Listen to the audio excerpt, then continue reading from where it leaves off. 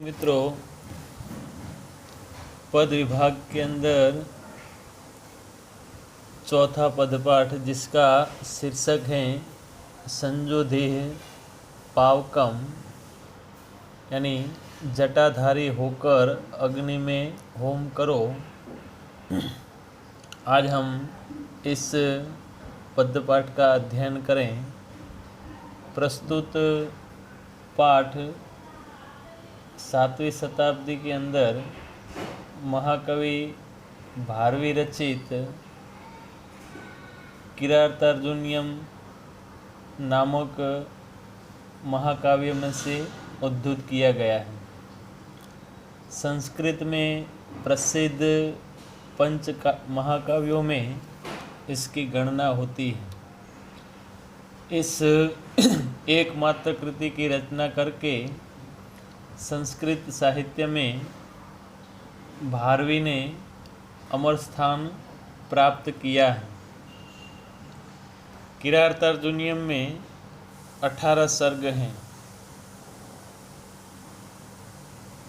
किरातार्जुनीयम के प्रथम सर्ग से चयन करके 7 श्लोक यहाँ उद्धृत किए हैं।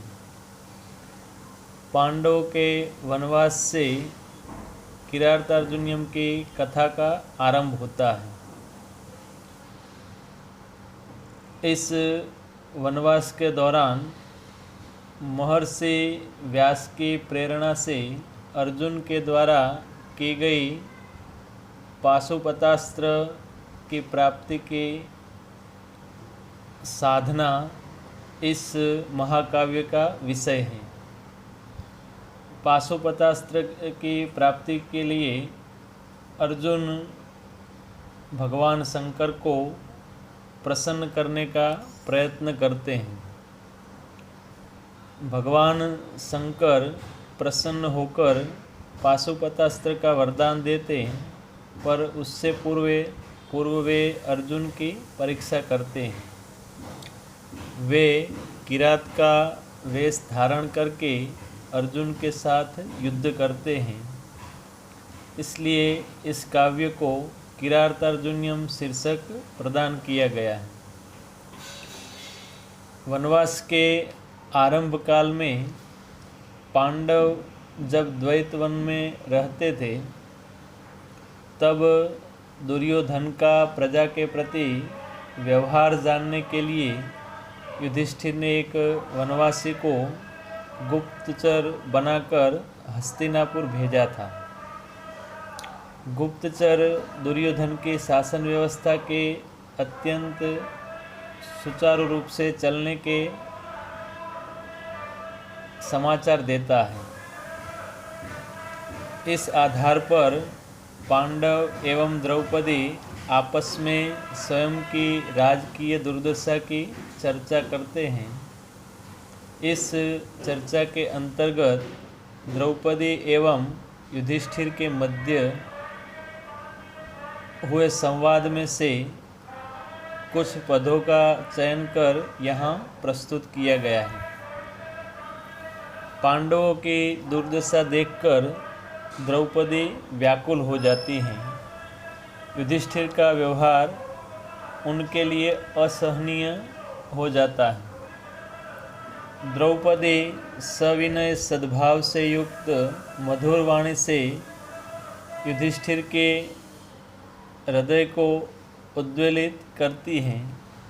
वह कपटी दुर्योधन के प्रति क्षमा भाव रखने के स्थान पर धृतक्रीड़ा में दिए गए सभी वचनों को तत्काल भंग कर युद्ध करने का आग्रह करती हैं। द्रौपदी की इस तेजस्वी वाणी में श्री के व्यक्तित्व का उत्तम प्रतिबिंब परिलक्षित होता है। अब इस लेसन का अध्याय करके उनके बीच हुए संवाद को देखें। पहला पद है, उसका पठन करें।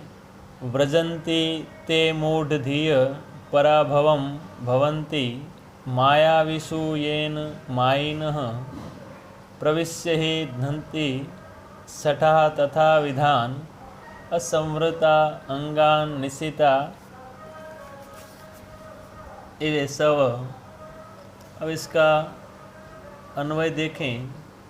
ये मायाविषु मायिनः न भवन्ति ते मूढ़धियः पराभवं व्रजन्ति हे सठाः तथा विधान असंवृता अंगान निशिता ईसवः एव प्रविश्य हन्ति।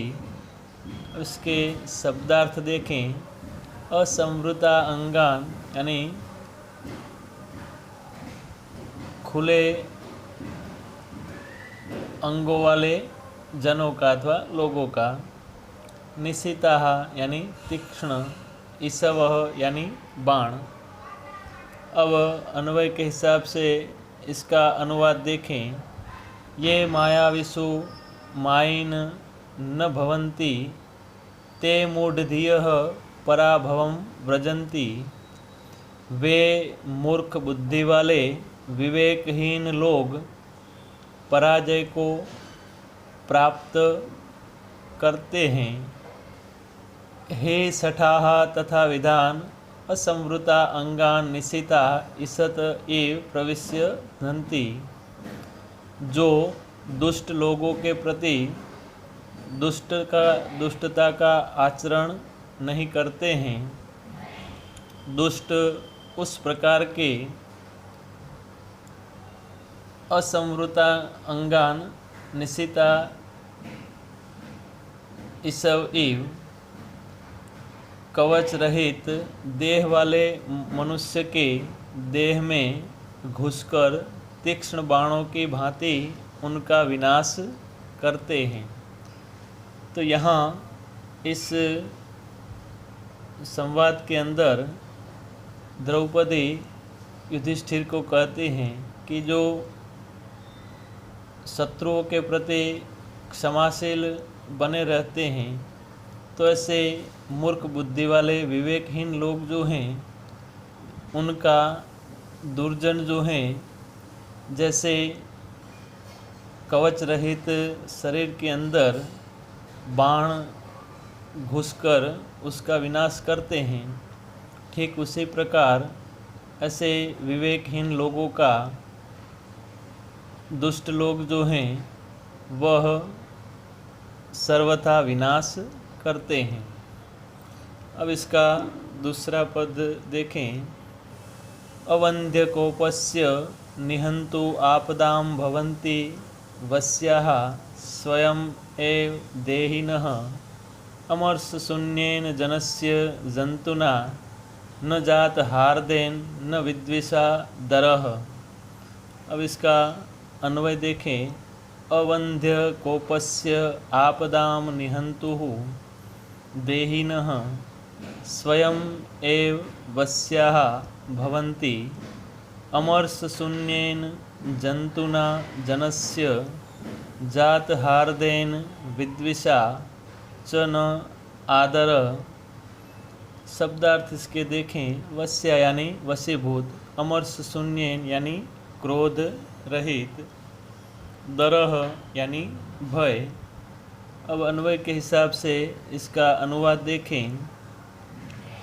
अवंध्य कोपस्य आपदाम निहंतु, जिसका क्रोध निष्फल नहीं होता है तथा जो आपत्तियों का विनाश करता है।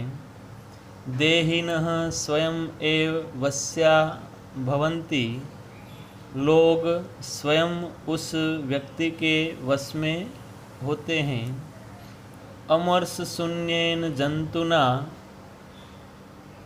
जनस्य जात हार्देन विद्विषा च न आदरः न दरः। क्रोध रहित व्यक्ति यदि स्नेही होता है तब भी लोगों को उसके प्रति आदर नहीं होता, और शत्रु बने तो भय नहीं होता है।